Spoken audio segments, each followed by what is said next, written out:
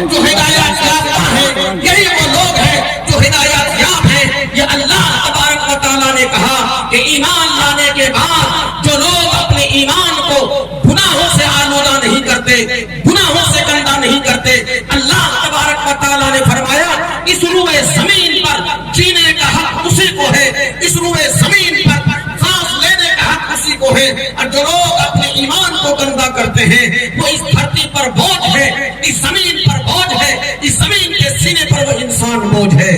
اللہ تبارک و تعالیٰ نے، رسول اللہ نے ایمان والے کا جو مرتبہ بتایا، ایمان والے کا جو حقوق بتائے اور ایمان والے کی جو عظمت بتائی، لوگوں اگر آپ کے سامنے بیان کیا جائے رات تو پہاڑ اس قرآن کا بوجھ اٹھا نہیں پاتا، پہاڑ ریزہ ریزہ ہو جاتا۔ ذرا اندازہ تو کیجئے، یہ لکڑی کا اسٹیج، یہ بانس کا بنا ہوا اسٹیج جس میں اتنے حفاظ کرام جس کے سینوں پہ قرآن محفوظ ہے، ذرا اندازہ تو کیجئے کیا ان حفاظ کرام کے بوجھ کو، یعنی قرآن کے بوجھ کو یہ لکڑی اور یہ بانس کے ٹکڑے کیسے اٹھا سکتے تھے؟ اللہ نے کہا کہ یہ قرآن کا بوجھ وہ بوجھ ہے جس کو پہاڑ بھی برداشت نہیں کر سکتا۔ یہ تو تکنیکی چیز ہے، خراب ہو گئی۔ آپ تمام حضرات اسی دل جمعی کے ساتھ بیٹھے، میں مبارکباد پیش کرنا چاہتا ہوں اور تمام حضرات کو میں دعائیں دیتا ہوں جو گندلی گوڑا کے مسلمانان ہیں، یہاں کے نوجوان ہیں، یہاں کے عمر دراز لوگ ہیں جو بڑے شوق کے ساتھ، دینی عقیدت کے ساتھ اور دینی محبت کے ساتھ اس پروگرام کو منعقد کیا ہے۔ اللہ تبارک و تعالی تمام کوشش کرنے والوں کو جزائے خیر عطا فرمائے۔ انشاءاللہ آپ کا یہ پروگرام تاریخی پروگرام بھی ہوگا اور انشاءاللہ پیغام کے اعتبار سے علاقے کے لوگ جو یہاں پر موجود ہیں تمام کے تمام اس پروگرام کو یاد بھی رکھیں گے۔ میرے محترم بزرگ اور دوستو، اللہ تبارک و تعالیٰ نے قرآن کریم کے اندر ایک جگہ ارشاد فرمایا، ان الذین آمنوا، اے ایمان والو، جن لوگوں نے ایمان لایا، ایمان کو قبول کیا، اللہ پر ایمان رکھتا ہے، رسول اللہ پر ایمان رکھتا ہے، قیامت کے دن پر ایمان رکھتا ہے، اللہ کے احکامات پر عمل کرتا ہے، رسول اللہ کی باتوں پر چلتا ہے اور اپنے ایمان کو گناہوں سے گندا نہیں ہونے دیتا، اپنے ایمان کو گناہوں سے آلودہ نہیں ہونے دیتا، ایمان کے مخالف کوئی کام نہیں کرتا ہے، ایمان کے مطابق کام کرتا ہے۔ اللہ عز و جل نے کہا ہے اولئک لہم الامن وہم مہتدون، یہی وہ لوگ ہیں جو ایمان پر قائم ہیں، یہی وہ لوگ ہیں جو امن پر قائم ہیں، یہی وہ لوگ ہیں جو ہدایت یافتہ ہیں، یہی وہ لوگ ہیں جو ہدایت یاب ہیں۔ یہ اللہ تبارک و تعالیٰ نے کہا کہ ایمان لانے کے بعد جو لوگ اپنے ایمان کو گناہوں سے آلودہ نہیں کرتے، گناہوں سے گندہ نہیں کرتے، اللہ تبارک و تعالیٰ نے فرمایا اس روئے زمین پر جینے کا حق اسی کو ہے، اس روئے زمین پر سانس لینے کا حق اسی کو ہے۔ اور جو لوگ اپنے ایمان کو گندا کرتے ہیں وہ اس دھرتی پر بوجھ ہے، اس زمین پر بوجھ ہے، اس زمین کے سینے پر وہ انسان بوجھ ہے۔ اللہ تبارک و تعالیٰ نے، رسول اللہ نے ایمان والے کا جو مرتبہ بتایا، ایمان والے کا جو حقوق بتائے اور ایمان والے کی جو عظمت بتائی، لوگوں اگر آپ کے سامنے بیان کیا جائے رات گزر سکتی ہے لیکن وہ بات ختم نہیں ہو سکتی، وہ بات ختم نہیں ہو سکتی۔ آج لوگ دعائیں دیتے ہیں، حکومتوں کی باتیں کرتے ہیں، آج لوگ یہ کہتے ہیں یہاں امن و امان ہے، یہاں امانت و دیانت ہے۔ لوگوں حضرت علی کی تاریخ کو اٹھا کر پڑھو، مسلمان کاش کے تاریخ کو اپنے پاٹ پڑھتے، اپنے آبا و اجداد کی تاریخ کو پڑھتے۔ حضرت علی رضی اللہ تعالیٰ عنہ، یہ بجلی کا دور نہیں تھا، یہ لائٹ اور بلب کا دور نہیں تھا، یہ کمکموں کا دور نہیں تھا۔ حضرت علی اندھیری رات میں گھر میں کام کر رہے ہیں، چراغ جل رہا ہے، اپنے قلم سے لکھ رہے ہیں۔ ایک شخص ملنے کے لیے آیا، حضرت علی نے کہا کہ کیوں آئے ہو؟ کہ امیر المومنین آپ سے کچھ بات کرنی ہے۔ حضرت علی رضی اللہ تعالیٰ عنہ نے کہا تھا کہ بتاؤ تم کو اپنی پرسنل بات کرنی ہے، ذاتی بات کرنی ہے یا حکومت کی بات کرنی ہے، مسلمانوں کی بات کرنی ہے؟ انہوں نے کہا تھا کہ فیملی میٹر میں ڈسکس کرنا ہے، اپنی ذاتی بات ہے۔ حضرت علی رضی اللہ تعالیٰ عنہ نے وہ جلتے ہوئے چراغ کو بجھا دیا تھا۔ اس آدمی نے کہا امیر المومنین رات اندھیری ہے اور اجالے کا کوئی موقع نہیں ہے، آپ نے جلتے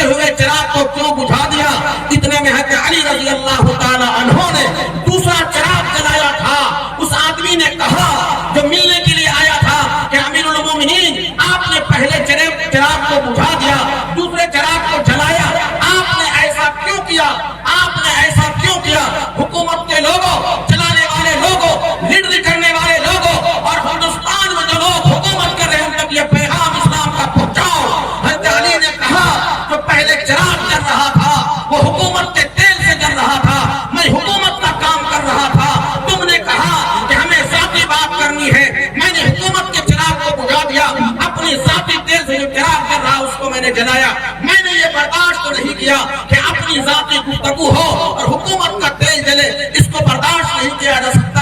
یہ اسلامی تعلیمات کے خلاف ہے. آج جو بھٹاوا کا بازار ہے، گرم ہے، کوئی نیتا بڑا سے بڑا ہو، چھوٹا سے چھوٹا ہو، منتری ہو، بڑے سے بڑے کرسی پر فائز ہو، ججوں پر بھی معاملہ آتا ہے. یہ بھرشٹاچار کا گھوٹالوں کا انبار لگتا ہے. اسلام کے واقعہ کو پہنچاؤ اور بتاؤ کہ اسلام یہ سبق سکھاتا ہے کہ حکومت اس طرح چلائی جاتی ہے. حکومت کا کام کرو، حکومت کا تیل جلاؤ. جب اپنا کام کرو تو اپنا تیل جلاؤ. یہ اسلام نے لوگوں کو پیغام دیا تھا، یہ پیغام لوگوں کو بتانے کی ضرورت ہے. آج مسلمان جب اس طرح کی امانت داری اور جب مسلمان اس طرح کی دیانتداری کا معاملہ کرے گا، اسلام کے قریب لوگ آئے گا، اسلام سے لوگ سیکھے گا، مسلمانوں سے سیکھے گا. ہم اور آپ یہ کہتے رہے اسلام سچا مذہب ہے، قرآن سچی کتاب ہے، یقینی طور پر سچی کتاب ہے، یقینی طور پر اسلام سچا مذہب ہے. لیکن لوگوں مسلمانوں کو دیکھ کر، مسلمانوں کے کیریکٹر، مسلمانوں کے انداز، مسلمانوں کے تجارت، مسلمانوں کے سوبھاؤ کو دیکھ کر دوسرے متاثر ہوتے ہیں اور وہ اسلام کے قریب ہوتے ہیں. اگر یہ مسلمان جھوٹ بولے، یہ مسلمان گالی بکے، یہ مسلمان زمینوں پر قبضہ کرے، یہ مسلمان کسی پر ظلم کرے، تو اس سے اسلام سے لوگ بھٹکتا ہے اور اس کے لیے مجرم ہم اور آپ ہیں. حضرت مولانا سید سلیمان ندوی رحمت اللہ علیہ بڑے اسلامی اسکالر، سیرت النبی انہوں نے لکھی اور پوری دنیا کے اندر دھوم مچا دیا. رابندر ناتھ ٹیگور کا زمانہ ساتھ میں تھا.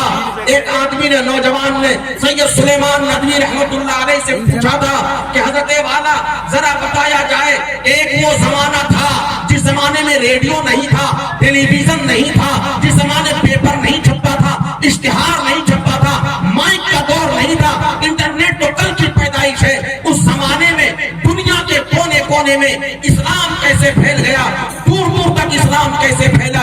آج جب کہ سب کچھ ہے لیکن اسلام کسی کے ساتھ کیوں نہیں پھیل رہا. سید سلیمان ندوی رحمت اللہ علیہ نے کہا تھا کہ اس زمانے میں جو مسلمان ہوتا تھا وہ اسلام کا پوسٹر ہوتا تھا. آج مسلمان تو ہے لیکن وہ اسلام کا پوسٹر نہیں ہے. اسلام کی تعلیم اس کی جسم سے نہیں جھلکتی، اس کی باتوں سے نہیں جھلکتی، اس کے کردار سے نہیں جھلکتی. اے لوگوں، جب تک کہ ایمانی تقاضے، ایمانی احکام، قرآن کے احکام، اسلامی تعلیمات یہ مسلمان اپنے اندر میں سمجھے گا نہیں، اسلام حق مذہب ہے کہنے سے لوگ اسلام کے قریب نہیں ہو سکتا. ہمارے آپ کی یہ ذمہ داری ہے کہ سب سے پہلے اسلامی تعلیمات کو اپنے وجود میں لاگو کریں. خیبر کا موقع ہے، جنگ خیبر میں لوگ نکلے ہوئے ہیں.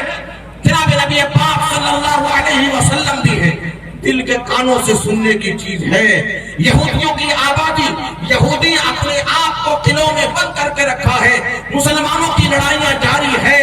اللہ کے نبی صلی اللہ علیہ وسلم کے پاس ایک بکریوں کا چرواہا آیا، ایک بکریوں کا چرواہا آیا جس کے پاس بکریوں کا انبار ہے، بکریوں کا ریوڑ ہے. وہ آ کے کہا یا رسول اللہ ہمیں اسلام کے بارے میں بتائیے، ہمیں قرآن کے بارے میں بتائیے، ہمیں نبی کے بارے میں بتائیے.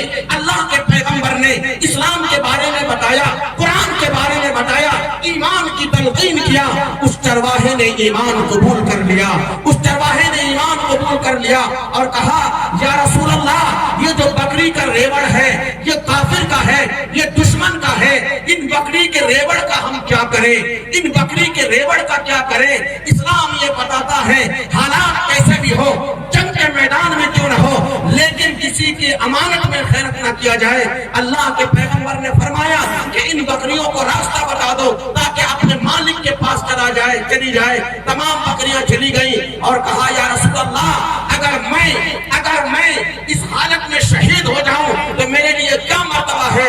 اللہ کے پیغمبر نے فرمایا کہ میرے صحابی اللہ تبارک و تعالیٰ تم کو جنت میں داخل کر دے گا.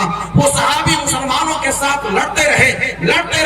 دشمن کا ایک پتھر آیا، سر میں لگا، وہ شہید ہو گئے.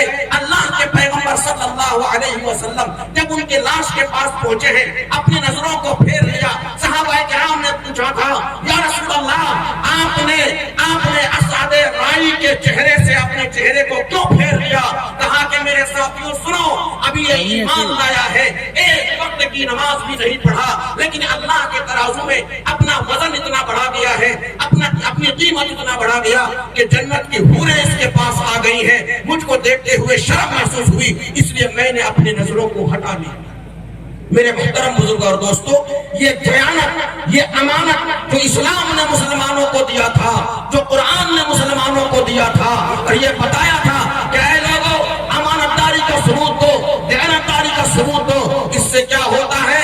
جو لوگ خیانت کرتے ہیں، جو لوگ خیانت کرتے ہیں، یہ منافق کی علامت ہے۔ یہ اللہ کے نبی جناب محمد الرسول اللہ صلی اللہ علیہ وسلم نے فرمایا، جنگ کے میدان میں بھی صحابہ کرام نے اور مسلمانوں نے حکومت کو بتایا، دشمنوں کو بتایا، جو جان کے در پہ تھے ان کو بتایا کہ ان حالات میں بھی ہم کسی کے مال میں خیانت نہیں کر سکتے۔ قرآن نے کہا کہ واللہ یدعو الی دار السلام، اے لوگو اللہ تبارک و تعالی تمام کے تمام لوگوں کو سلامتی کے گھر کی طرف، جنت کی طرف بلاتا ہے۔ تمام لوگوں آ جاؤ، اللہ نے راستہ بتایا، اللہ نے طریقہ بتایا، جو اس طریقے میں جائے گا وہ جنت میں لوگوں داخل ہو جائے گا، جو اس طریقے میں جائے گا جنت میں داخل ہو جائے گا۔ قرآن کریم کے اندر فرمایا گیا، من قتل نفسا بغیر نفس او فساد فی الارض فکانما قتل الناس جميعا، جس نے اس روئے زمین میں کسی ایک انسان کو ناحق قتل کر دیا، اس کی جان لے لیا۔ اسلام نے کہا، قرآن نے کہا، اتنا بڑا گناہ گویا اس نے روئے زمین پر بسنے والے تمام انسانوں کا خون کر دیا۔ اسلام نے کہا کہ کسی کا ناحق خون نہیں کیا جائے گا، کسی پر ظلم نہیں کیا جائے گا، کسی پر بربریت نہیں برتی جائے گی۔ یہ اسلام کی تعلیم ہے۔ آپ تمام لوگ جانتے ہیں، جو لوگ علماء کرام ہیں ان کو بہتر معلوم ہوگا، آج کل مارکیٹ میں ایک بیڈمنٹن آیا ہوا ہے کافی سالوں سے، جب وہ مچھر سے ٹکراتا ہے تو اس سے آگ نکلتی ہے اور مچھر مر جایا کرتا ہے۔ ہزار مفتیوں سے لوگوں نے فتویٰ معلوم کیا، نوجوانوں نے معلوم کیا، مسلمان بوڑھوں نے معلوم کیا کہ بتایا جائے اس بیڈمنٹن کو ہم استعمال کر سکتے ہیں یا نہیں کر سکتے، کیونکہ اس سے آگ نکلتی ہے اور آگ سے وہ مچھر مارتا ہے۔ اسلام اتنا احتیاط برتتا ہے، ایک مچھر جو ہم کو ڈنک مارتا ہے، جو ہم کو کاٹتا ہے، ہم کو بیمار کرتا ہے، ہمارے جسم میں وہ وائرس ڈالتا ہے، اس کو ہم کس طرح ماریں، اگر مارے تو اگر آگ نکل جائے وہ مارنا صحیح ہے کہ نہیں صحیح ہے؟ اسلام کہتا ہے کہ ہر ایسی چیز جس سے کسی بھی جانور کو، کسی بھی مخلوق کو، کسی بھی کیڑے مکوڑے کو آگ سے مارنا صحیح نہیں ہے۔ آگ سے جلانے کا حق صرف اللہ تبارک و تعالیٰ کو ہے، کسی انسان کو یہ حق نہیں دیا۔ جو اسلام یہ طریقہ بتاتا ہو کہ ایک جانور کے ساتھ کیسا سلوک کیا جائے، جو اسلام یہ بتاتا ہو ایک کیڑے کے ساتھ کیا سلوک کیا جائے، جو قرآن یہ بتاتا ہے ایک مچھر کے ساتھ کیا سلوک کیا جائے، ذرا بتاؤ۔ اللہ نے کہا وَلَقَدْ كَرَّمْنَا بَنِي آدم، اے انسانوں، تمام انسانوں کو کسی بھی دھرم کا ماننے والا ہو، تمام کو ہم نے معزز بنایا، محترم بنایا۔ بھلا اس انسان کے ساتھ ظلم و بربریت کو اسلام کیسے برداشت کر سکتا ہے؟ قطعاً برداشت اسلام یہ نہیں کر سکتا۔ اسلام نے اس کو منع کیا، اسلام نے اس کو روکا، کہا کہ کیڑے مکوڑوں کو بھی آگ سے نہ مارو، اس کی جان نہ لو۔ بڑا مشہور واقعہ ہے، آپ تمام حضرات جانتے ہیں کہ ایک بدکار عورت، فاحشہ عورت، گناہوں کے دلدل میں پھنسی ہوئی عورت، وہ راستے میں جاتی ہے، ایک کتے کو یا ایک بلی کو پیاس میں دیکھتی ہے، اور وہ کتا زمین کو کھودتا ہے، زمین کے نمی کو چوسنے کی کوشش کر کے اپنی پیاس کو بجھانے کی کوشش کرتا ہے۔ اس عورت کو رحم آ گیا، وہ گنہگار عورت، وہ زناکار عورت، وہ فاحشہ عورت، اس کو رحم آ گیا۔ اس نے کسی طرح سے کنویں سے پانی نکال کر اس کتے کو پیاس کو بجھا دیا، اس کتے کے پیاس کو بجھا دیا۔ اللہ کے پیغمبر نے فرمایا کہ اس فاحشہ عورت نے، اس گنہگار عورت نے اپنے اس عمل کے ذریعے سے اللہ کے ایک مخلوق کتے پر رحم کرنے کے بعد جنت کے ٹکٹ کو حاصل کر لیا۔ جو عورت گناہوں کے دلدل میں پھنسی ہوئی عورت ایک مخلوق، ایک کتے پر رحم کر کے اس کی پیاس کو بجھا کر جنت حاصل کر سکتی ہے، ذرا بتایا جائے مسلمانوں، ذرا بتایا جائے دو کہ اگر کوئی انسان کسی انسان پر رحم کرے گا، کوئی انسان کسی ایمان والے پر رحم کرے گا، کسی مخلوق پر رحم کرے گا، اللہ تبارک و تعالیٰ کتنا خوش ہوگا کہ ہمارے بنائے ہوئے انسان سے وہ اس نے انسان کو محبت کیا۔ تو میں یہ عرض کر رہا تھا، ان پیغامات کو عام کرنے کی ضرورت ہے، لوگوں میں پھیلانے کی ضرورت ہے۔ میرے علم میں بات لائی گئی کہ کثیر تعداد میں یہاں خواتین ہیں، اسلامی مائیں اور بہنیں ہیں، میری ذمہ داری ہے کہ ان کی شرکت کو بھی بامعنی بنایا جائے اور ان کو بارے میں بتایا جائے کہ اللہ تبارک و تعالیٰ نے اور رسول اللہ نے اسلام میں عورتوں کو جو مقام عطا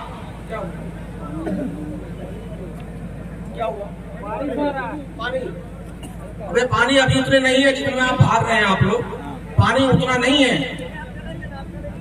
اللہ تبارک و تعالیٰ نے اور رسول اللہ نے جو عورتوں کا مقام و مرتبہ بتایا ہے، ماں کے بارے میں جو فضیلت بیان کیا، بہن کے بارے میں جو فضیلت بیان کیا، بیٹیوں کے بارے میں جو فضیلت بیان کی، عورتوں کے بیویوں کے حقوق کی ادائیگی سلسلے میں جو فضیلت بیان کی ہے، اگر ان تمام پر مسلمان عمل کرے تو کوئی عورت اپنے آپ کو مظلوم لوگوں نہیں سمجھ سکتی اور اپنے آپ کو بڑے اہمیت والی سمجھ سکتی ہے اور مرتبے والی سمجھ سکتی ہے۔